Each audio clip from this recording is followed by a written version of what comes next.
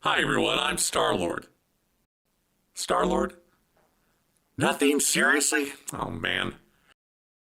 Anyway, this review contains spoilers. Hi everyone, Last Angry Geek here. I thought we'd take a few minutes to talk about Guardians of the Galaxy, the last big summer blockbuster from Marvel Comics. I went to see this film, and everyone's been blowing up on social media about it. Everyone's been talking about how great it is, how unique a film it is, how wonderful it is, how amazing it is. You ever feel like you're an O in a world of X's? I mean, it just didn't do anything for me. It wasn't a bad film, but it wasn't a great film either. It was just okay at best. There were a lot of missed opportunities with this movie. The best example I can give you is to refer to another film this year. There was that one scene in Days of Future Past, the X-Men film with Quicksilver in the kitchen, where he uses his super speed and everything just slows down. Everyone was talking about that scene. There isn't any one scene that anyone's talking about in this movie. There was no standout moment. There was no breakout moment where we go, oh wow, that was cool. There was no one alien who looked really outrageous and wow, that alien, that was cool. You know, there was no monster, no starship, no, special effect that really went, wow! It just all felt very average. There was never anything that seemed unique. A good example of that is the planet Xandar, where the Nova Corps is from. A lot of it looked very familiar to me. It looked like a combination of the Citadel from Mass Effect and Tomorrowland from Walt Disney World. It just looked like a lot of things I'd seen before were in this movie. And granted, I've been reading the Guardians of the Galaxy comics for a couple of years now, so I have seen a lot of these things before. But even so, there's always room to surprise the seasoned viewer, and they never really took advantage of that. All the aliens were 2 arms, 2 legs, just maybe kind of fancy heads, the Star Trek Next Generation alien, if you will. Although, with CGI, they could have done so much more with the aliens, and that was a missed opportunity. Let's talk about the characters. Peter Quill. Peter Quill had a great opening with his mother dying and then being abducted by aliens, and I wanted to follow that boy's story. I wanted to see what happened to him in space, how he learned to adapt to that life, why he never went back to Earth, what his childhood was like. They don't touch on that at all. We just cut from that to him grown up as a thief, living as Star-Lord, and that was such a missed opportunity. We never get a chance to bond with that little kid. We never get a chance to bond with this grown man. And because we never bond with him, I don't feel connected to him, and I don't really care what happens to him.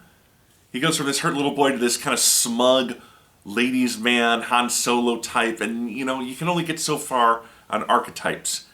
I never cared about these characters, and that was the biggest problem in this movie. And Chris Pratt was not funny. Like I said so many times, it looked like he came out of a stoner comedy.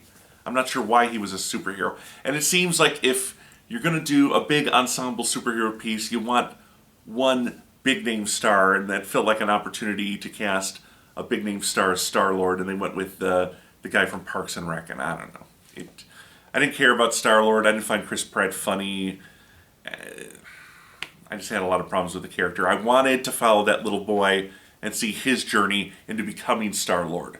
The thing with Avengers is you could put those characters together in a team and go from there because each of them already had their own origin movie.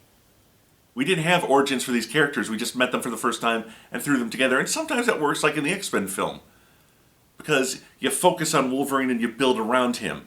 Here, we didn't focus on Star-Lord. We just built around him, and again, I never bonded to these characters. I never really cared about them. Gamora is another good example of mismotivation. I like Zoe Saldana, really, but this was not a great written character.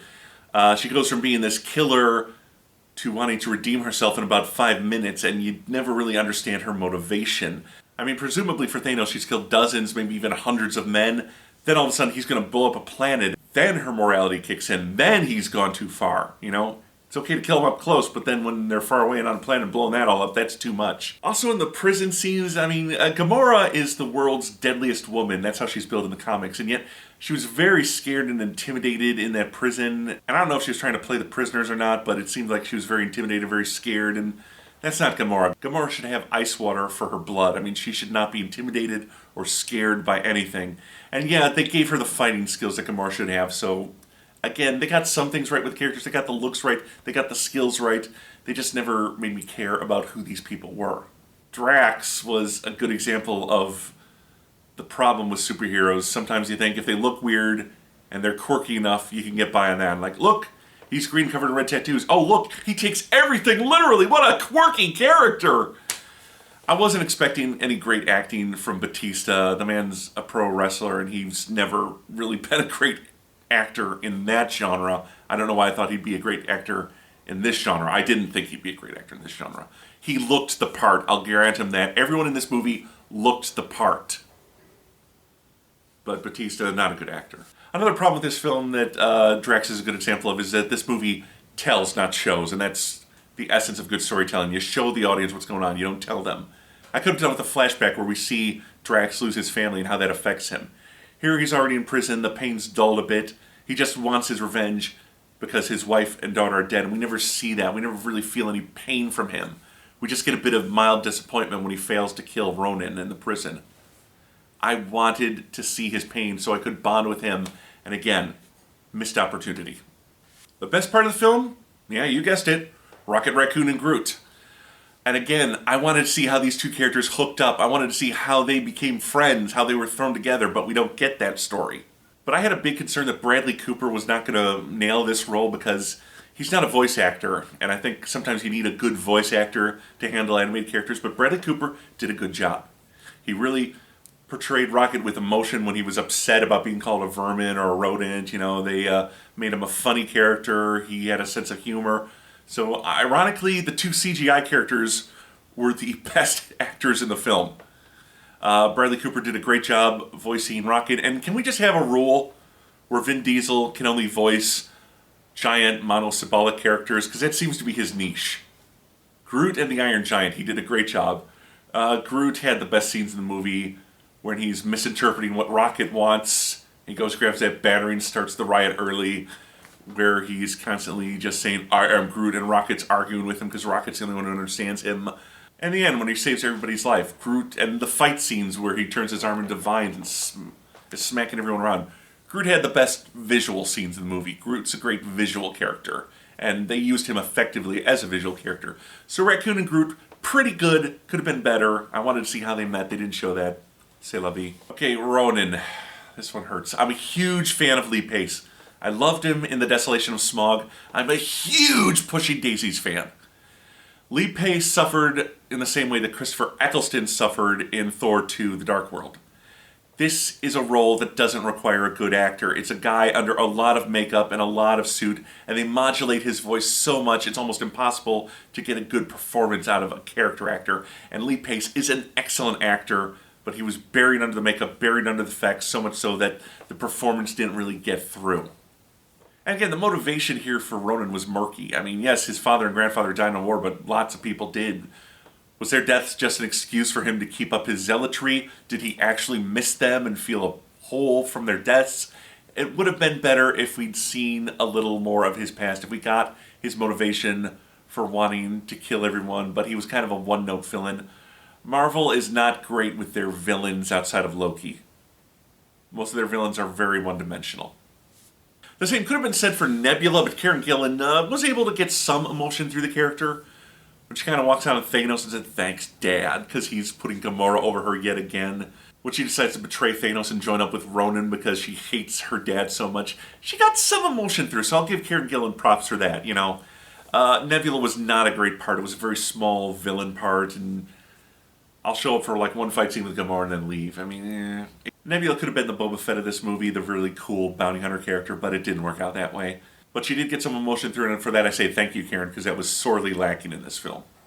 Yandu, I'm not sure how to pronounce that name, the blue guy. Michael Rooker probably had the best part in this movie.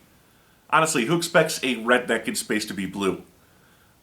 He was one of the few characters I genuinely liked and I wanted to spend more time with.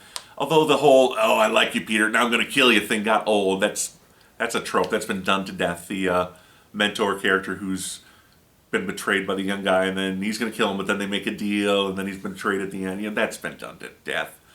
But at least he had the accent. He was enjoying that part. You could tell Michael Rooker was enjoying that part. And I liked the whole remote-controlled arrow thing. That was cool. That was a cool effect. That's the kind of thing we needed more of in the film, to be surprised. Michael Rooker, he had fun with that part, and I wish that came through in more of the performances from the other actors.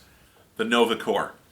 How cool was it to see men dressed up like Nova with the bucket helmets, the blue outfits, the yellow shoulder pads? How cool was that? And then, how disappointing was it that we never saw them flying through the air fighting Ronan's forces? They took the Nova Corps, which was essentially Marvel's version of the Green Lantern Corps, and turned it into just the name for this kind of police/army force.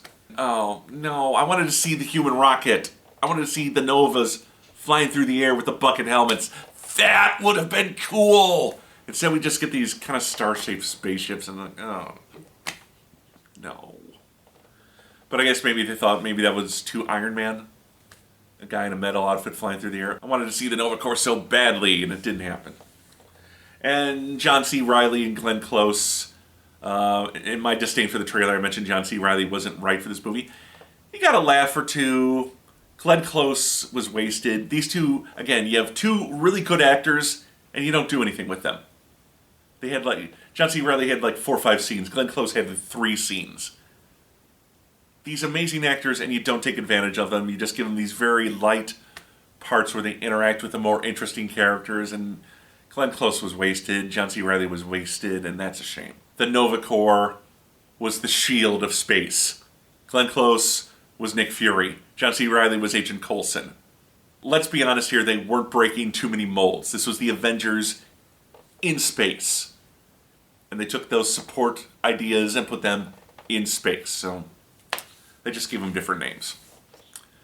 Thanos. Thanos was cool, okay? Josh Brolin, I like the voice. I like the effects. It was cool to see the Chitauri henchman back again.